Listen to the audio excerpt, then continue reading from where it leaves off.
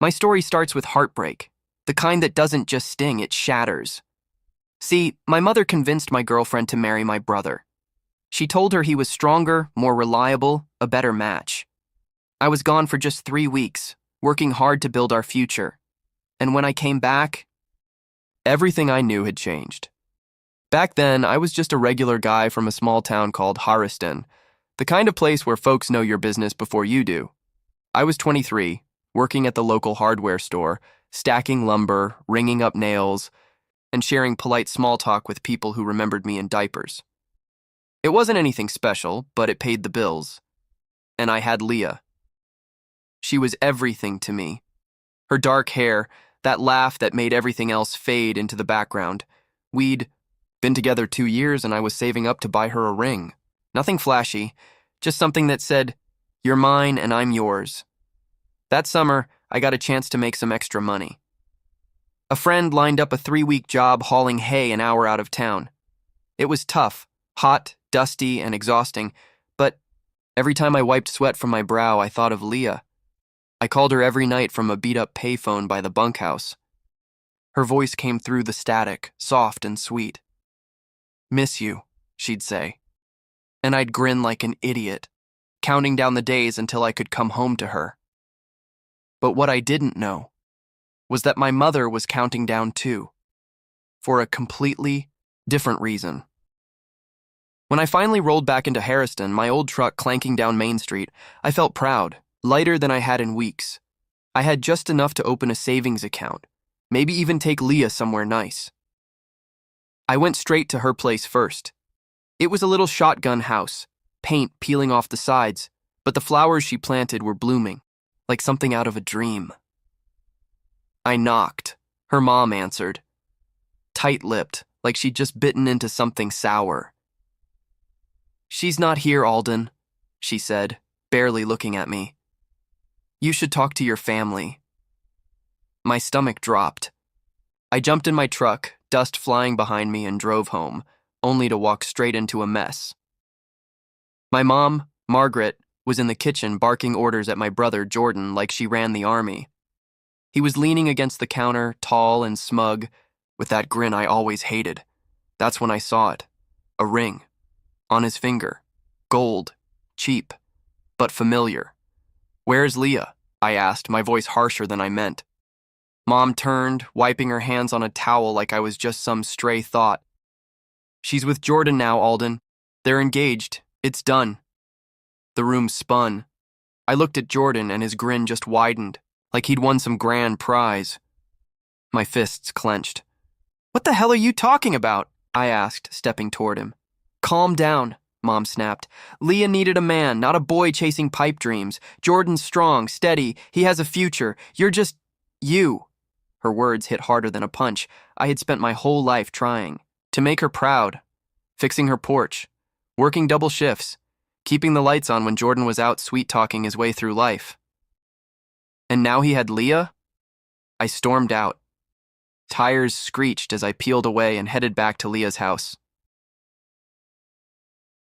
She was there this time, sitting on the porch swing, eyes red, face pale. "Alden," she started. "Is it true?" I asked. She nodded, wringing her hands like she could twist the guilt out of them. "Your mom, she told me you'd never be enough, that Jordan could take care of me." I just stood there, cold and hollow. "You could have waited." "3 damn weeks," I said. "You could have called." Tears spilled from her eyes. "I didn't know what to do," she whispered. I laughed bitterly, but it didn't sound like me. It sounded like someone who'd just been gutted. Part of me wanted to hold her, just take her in my arms and forget everything, but the other part, the part that saw Jordan smirk and heard my mom's voice, knew it was over. "I'm sorry," she whispered. I didn't say a word, just turned around and walked away. Her sobs faded behind me. That night I sat in my childhood room staring at the photos on the wall. Me and Jordan fishing, family picnics, Mom's smile. It all felt like a lie. I wasn't part of that family anymore. I was the backup plan, the second choice, the spare. By morning, I knew what I had to do. I stuffed some clothes and my toothbrush into a duffel bag, grabbed the last $50 from my hay hauling job, and walked downstairs. Mom was knitting like nothing had happened. "Where are you going?" she asked, not even looking up. "Anywhere but here," I said. She didn't stop me. Jordan wasn't around, probably off celebrating. I got in my truck and drove, watched. The only home I'd ever known shrink in the rearview mirror. I didn't know where I was headed. I just knew I wasn't letting them break me again. That was the day I lost everything and decided to build something they could never touch. Leaving her felt like peeling off skin that didn't fit anymore. I drove until my gas tank hit empty and landed in a city called East. It was loud, crowded, overwhelming, nothing like the quiet fields I came from. But it was new, and I needed new. I had $50, a duffel bag, and a fire in my chest that kept me going. The first few nights I slept in my truck behind a diner where the cooks didn't mind, as long as I was gone by morning. I'd wash my face in gas station sinks, cold water snapping me back to life. I needed a job, fast. I walked into every store, every warehouse, every loading dock with a help wanted sign. My boots were dusty, my jeans faded. Most people just glanced at me and said, "We'll call you." But they never did. Finally, I landed a job at a warehouse loading crates, $10 an hour. Brutal work. My arms burned after the first shift, sweat pouring into my eyes as I hauled boxes of car parts or whatever else came in. The foreman, Rick, had a gravelly voice and zero patience, but he didn't care where I came from. As long as I showed up and pulled my weight, I had a place. And for the first time in a long time, that was enough. Rick, the warehouse foreman, barked orders like it was his life's mission. "Move it, new kid!" He'd yell, and I'd grit my teeth and picture Jordan's smug face every time I felt like giving up. I wasn't strong like Jordan, at least not yet, but I wasn't about to let that stop me. Nights were the hardest. I crashed at a rundown motel I could barely afford. The walls were so thin, I could hear the guy next door coughing like he was dying. I'd lie there, staring at water stains on the ceiling, thinking about Leah. Her face, her laugh, they haunted me. Sometimes I'd hear my mom's voice echoing in my head. "You're just you." I'd roll over and punch my pillow, trying to shut it all out. No time for self-pity. I had work to do. One day on my way out of the warehouse, I noticed a flyer taped to a light pole. Night classes. Learn a trade. Build a future. It was for the local community college just a few blocks away. I'd never been much for school. I barely scraped by in high school. But that word, future, hit different. I signed up for a basic computer class, figuring it couldn't hurt. That. First night, I sat in a room full of tired people like me, worn down, quiet, trying to make a change. The teacher, Mr. Hayes, was a wiry guy with glasses always slipping down his nose. "You don't need to be smart," he told us. "You just need to show up." That I could do. That's where I met Sierra. She sat in the back, typing like it was second nature. She had short brown hair, freckles scattered across her nose, and a smile that didn't feel fake. We got paired up for some assignment, something simple like making a spreadsheet, and I fumbled through it, muttering under my breath. "Relax," she said, leaning over to help. "It's not brain surgery." Her fingers flew across the keyboard, fixing my mess in seconds. I just stared, kind of stunned. After class, we started grabbing coffee from the diner across the street. Black for me, cream and sugar for her. She told me she grew up in Easton, worked a cashier job, but didn't want to be stuck behind a register forever. "What about you?" she asked. I just shrugged. "I'm figuring it out." She nodded like she got it. We started talking more, after class, in between shifts, late nights over coffee. She had a way of making me forget the weight I was carrying. Work got easier, too. Rick, the foreman, even stopped yelling so much. One day, he clapped me on the shoulder and said, "You're not half bad, kid." I saved up enough to leave the motel and get a tiny apartment. It had peeling paint, a mattress on the floor, and no furniture, but it was mine. Sierra came over one night with pizza and laughed at the empty room. "You seriously need to buy a chair," she joked, sitting cross-legged on the carpet. We ate. Straight from the box, grease on our fingers, and for the first time in a long time, I felt okay. Not in love, at least not yet. But there was a crack of light in the dark. Then came the break. A guy at work mentioned his cousin's startup needed help. Something techie, apps or gadgets I didn't really know. But they were looking for grown-ups who worked hard. So I showed up in my cleanest shirt, palms sweating, and met this skinny guy in a hoodie named Tim. He asked me what I could do. I said, anything. Just teach me. And that was enough. He hired me on the spot, as an assistant. I ran errands, hauled gear, did whatever they needed. It was a step up from the warehouse, and I was finally close to something. More.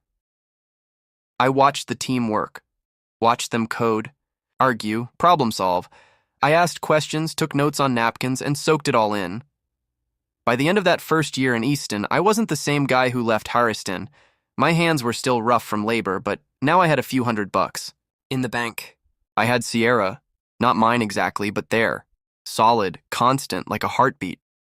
One night, walking her home, she slipped her hand into mine like it was nothing. I froze for a second, then held on. "You're doing good, Alden," she said, looking up at me. "Don't stop." I didn't plan to. I'd already lost everything once. I wasn't about to let it happen again. But walking back to my place that night, with the city lights humming around me, I felt something stir in my gut.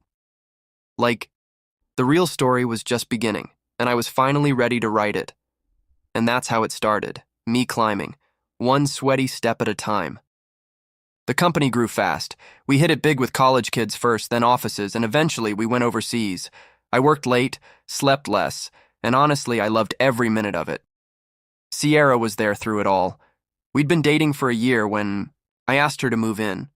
Nothing fancy, just my little apartment with a couch instead of a real bed. She said yes, walked in carrying a box of books and a coffee pot, smiling like we'd already won.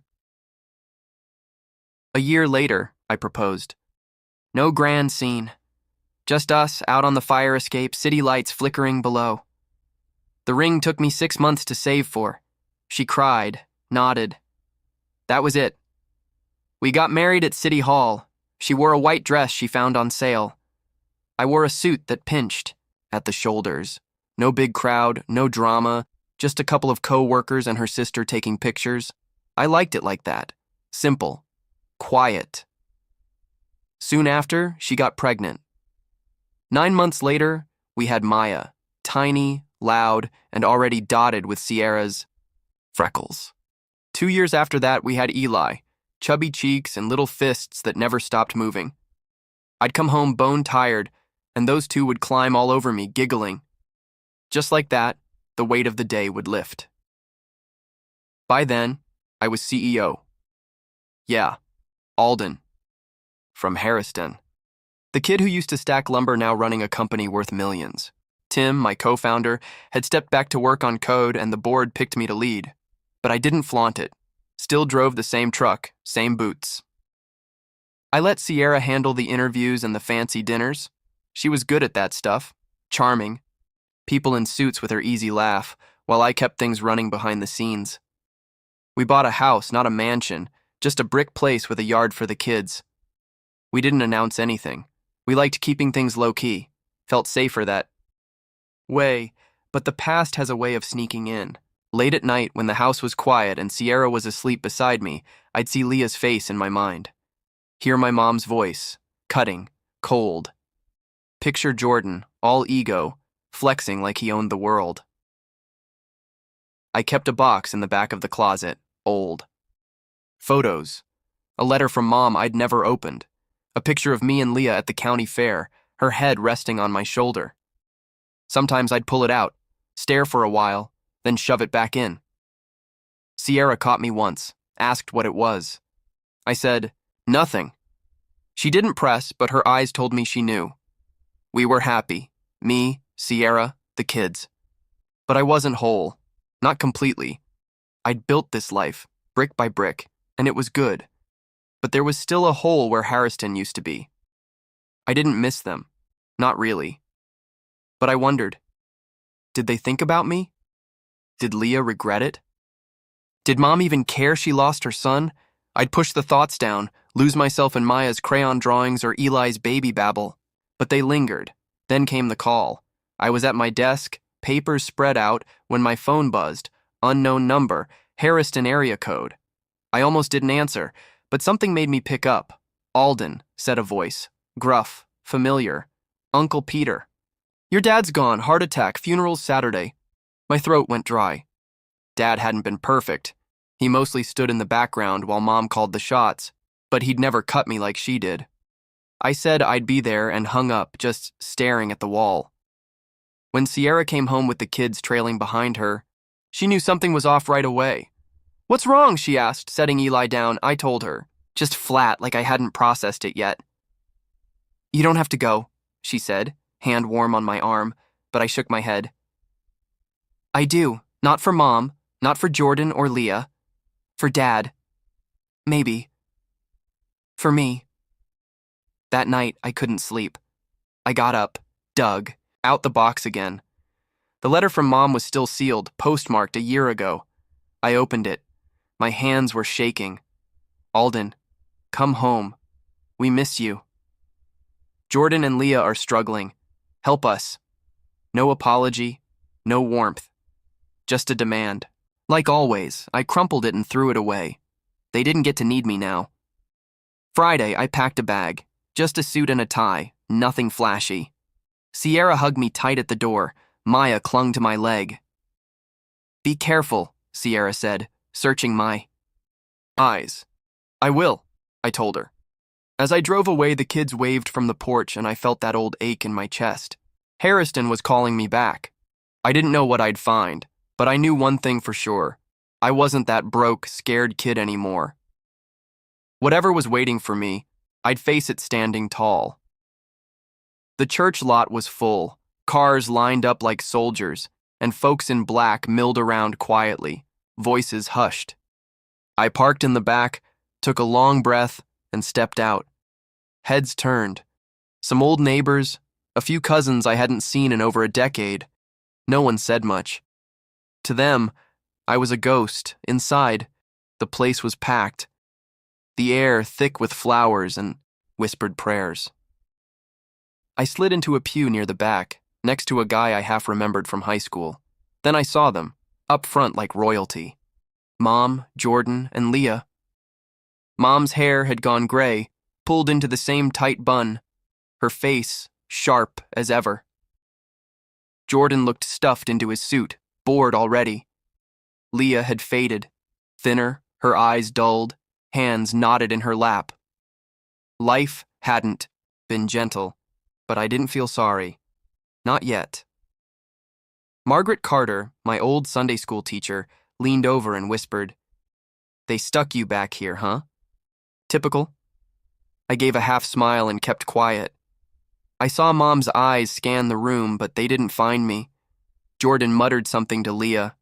She nodded like a wind-up doll. They thought I was still nothing.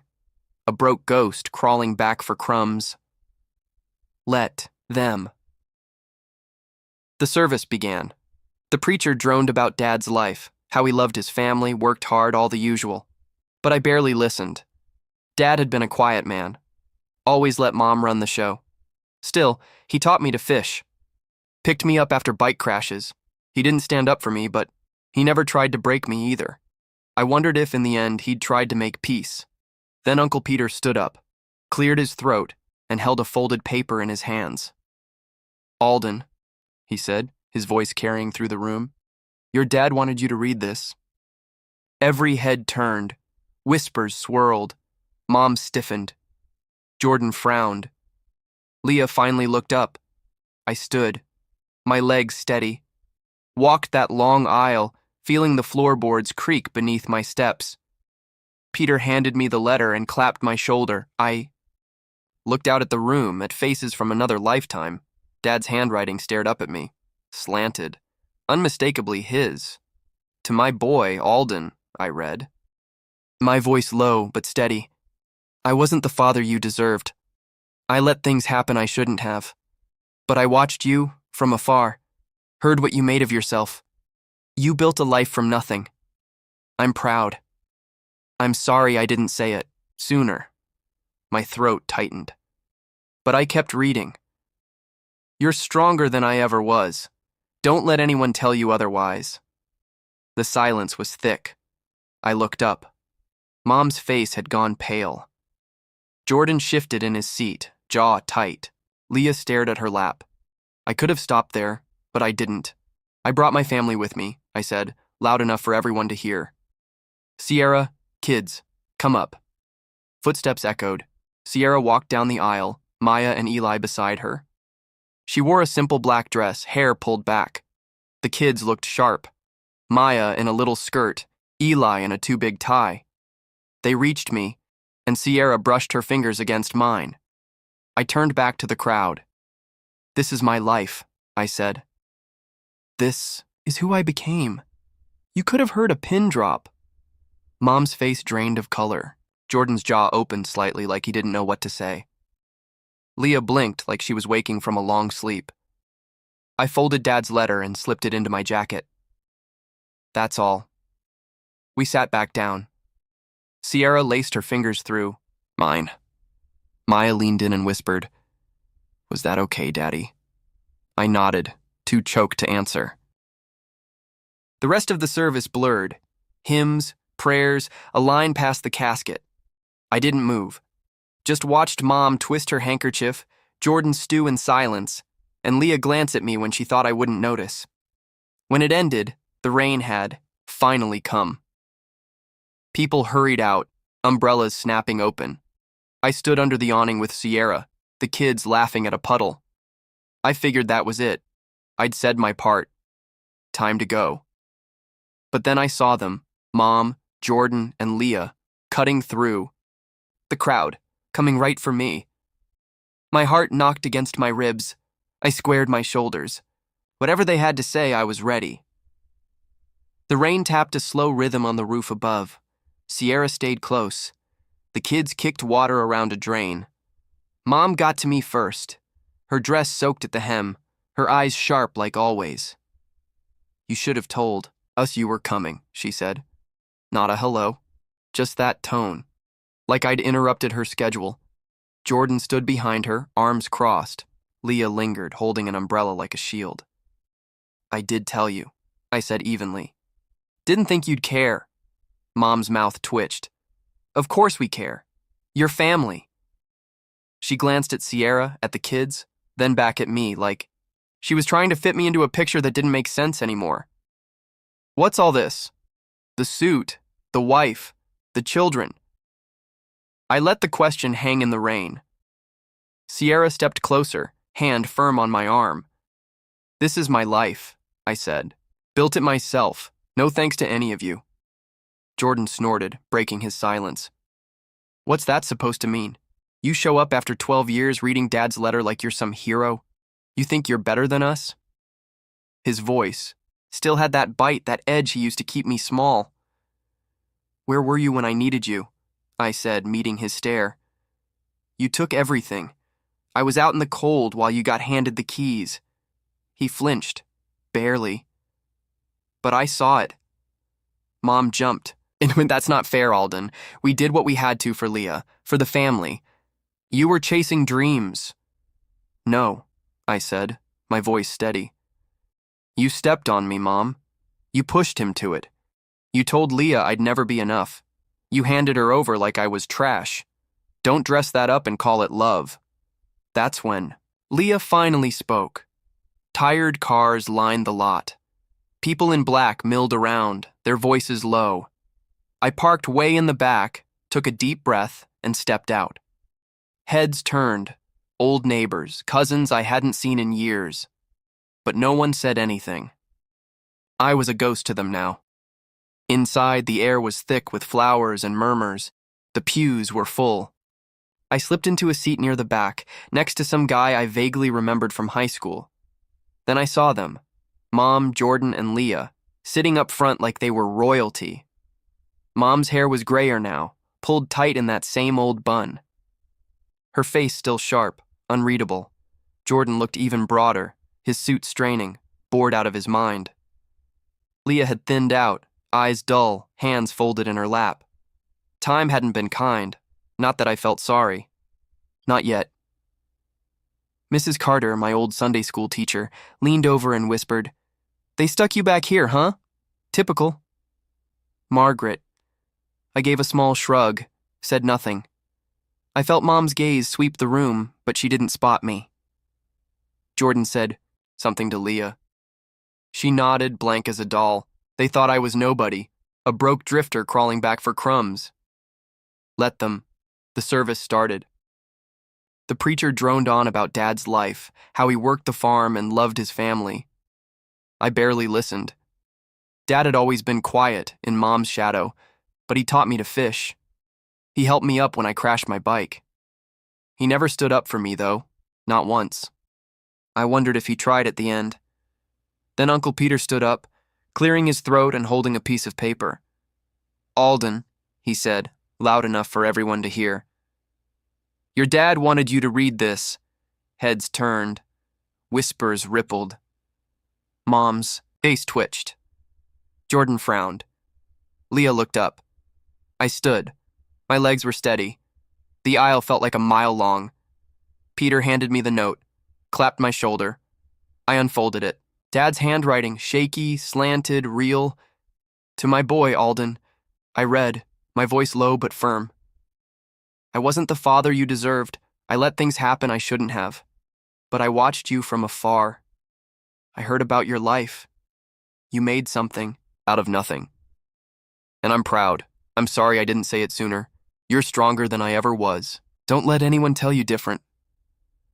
My throat tightened, but I kept reading. The room was dead quiet. When I looked up, Mom's lips were a thin line. Jordan looked like he wanted to bolt. Leah stared at her hands. I could have stopped there, but something in me refused. "I brought my family today," I said, turning to the back. "Sierra, kids, come on up," footsteps echoed. Sierra walked down the aisle, Maya and Elliot right behind her. Sierra wore a simple black dress, hair pulled back, poised as ever. The kids looked like little grown-ups. Maya in a skirt, Elliot in a tiny tie. They reached me. Sierra's hand brushed mine. I turned back to the crowd. "You could hear a pin drop," I said, voice steady. "This is my family." Mom's face went pale. Jordan's jaw dropped. Leah blinked like she was waking, up from a long dream. The whispers started up again, buzzing like flies. I folded Dad's letter and tucked it into my pocket. That's all. We walked back to our seats. Sierra laced her fingers through mine. Maya whispered, "Was that okay, Daddy?" I nodded, too choked up to speak. The rest of the service blurred by, hymns, prayers, people walking past the casket. I stayed in place. Watched Mom twist her handkerchief. Jordan scowled at the floor. Leah snuck glances at me. They didn't say a word, but I could feel it. Their world tilting, cracking. When the service ended, folks spilled outside. Rain had finally started, soft and steady. I stood under the awning, Sierra beside me, the kids kicking a pebble near the steps. I figured that was it. Then I saw them. Mom, Jordan, Leah, cutting through the crowd. My pulse quickened, but I squared up. Whatever they had to say, I was ready. The rain tapped on the church awning like a drum roll. People hurried to their cars, but I stayed put. Sierra stood close, the kids splashing in puddles a few feet away. Mom reached me first, her black dress soaked at the bottom, eyes sharp. "Alden," she said. Voice clipped like she was calling me in for supper. "You should have told us you were coming." No hello, no warmth, just her usual tone, like I'd caused trouble. Jordan loomed behind her, arms crossed. Leah hung back, umbrella in hand, looking smaller than I remembered. "I did tell you," I said, calm. "Didn't think you'd care." Mom's mouth twitched. "Of course we care. Your family." Her eyes flicked to Sierra and the kids. "What's all this?" I let the question hang. Rain filled the silence. Sierra stepped closer, her hand resting on my arm. "This is my life," I said. "Built it myself. No thanks to you," Jordan snorted. "What's that supposed to mean? You show up after years, read Dad's letter like you're some hero?" He had that same sharp edge in his voice, the one he always used to cut me down. "Where you been, huh?" he snapped. "You left us." I stared him down. "Out in the cold, while you took everything I had." He flinched. Barely. But I saw it. Mom stepped in, waving her hand like that fixed things. "That's not fair, Alden. We did what was best. For Leah. For the family. You were chasing dreams." Jordan took a step forward. I laughed, cold and sharp. "No, you stepped on me. You pushed him to it. Told Leah I'd never be enough. Handed her over like I was trash. Don't act like it was noble." Leah finally spoke. Her voice small, shaky.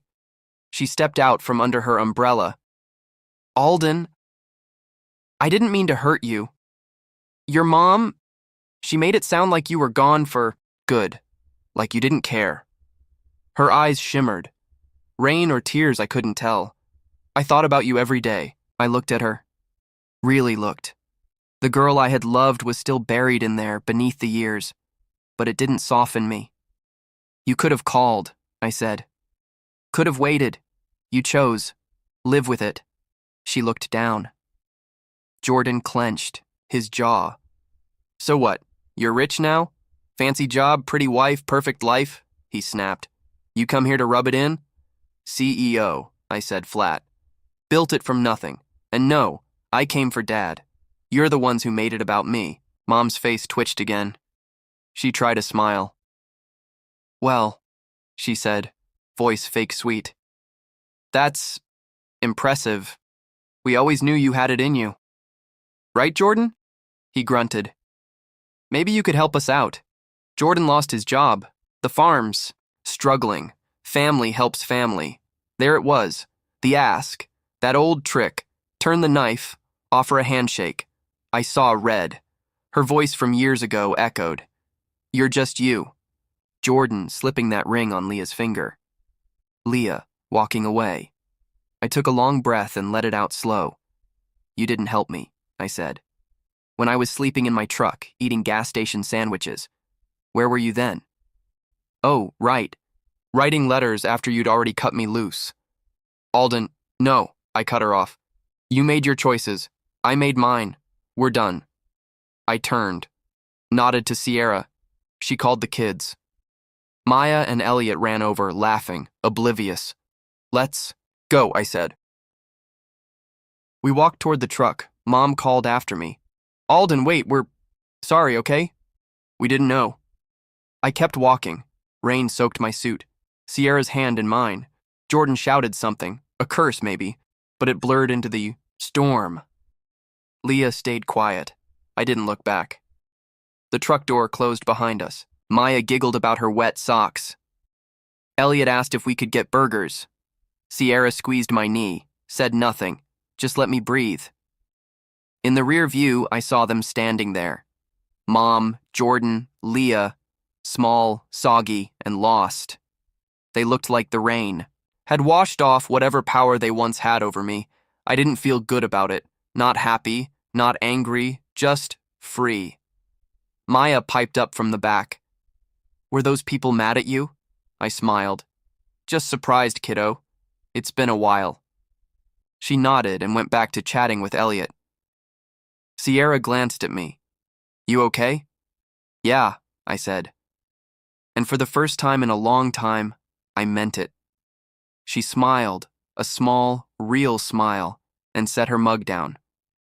"That's that," she said, leaning into me. We sat there for a while, the TV flickering with some late-night show we didn't even bother watching. I felt the last tight knot inside me slowly unwind. I'd faced them, stood tall, and walked away. It was over. The next morning, I was up early, habit more than anything. The kids were still asleep, and the house was quiet except for the coffee pot gurgling in the kitchen. I went to the closet and dug out that old box I'd kept for way too long. Photos spilled out, me and Jordan with fishing poles, Mom at a picnic, Leah laughing at the fair. I flipped through them, bracing for the sting, but it never came. Just faded memories like the worn paper. Then I saw the crumpled letter from Mom, the one I'd tossed back in Harriston. I'd grabbed it before we left and shoved it in my pocket. Why, I don't know. I smoothed it out and read it again. Come home. We miss you. Help us. Same old song. But there was something else, tucked inside the envelope, a smaller note I'd missed. Dad's handwriting, shaky and faint, like a tribute. Alden, I left you the old watch. It's not much, but it's yours. I should have given you more. Forgive me. My breath caught. The watch, beat up silver, the one he'd worn every day. I never saw it at the funeral. Guess Mom kept it hidden, or maybe Dad did. I sat there turning the note over in my hands. Dad hadn't fought for me when he was alive, but he tried in the end. It wasn't enough to fix everything, but it was something. I tucked the note back in the envelope and slid the box under the bed, out of sight, not gone. Maybe someday I'd get the watch. Maybe not. Didn't really matter right now. Sierra came, down with messy hair, a loose rope holding it back. You're up early, she said, pouring coffee. Everything okay? She asked. Yeah, I said, and this time, it was true. Want to take the kids to the park later? She grinned. Only if you push the swings. Deal. That afternoon, we went to the park down the street. The sun was breaking through the clouds. Maya squealed as I pushed her high, Elliot toddled after a butterfly, and Sierra laughed sitting. On a bench, I caught my reflection in a puddle, older, steadier. A man who'd made it. Harriston was miles behind me now, a shadow I didn't have to chase anymore.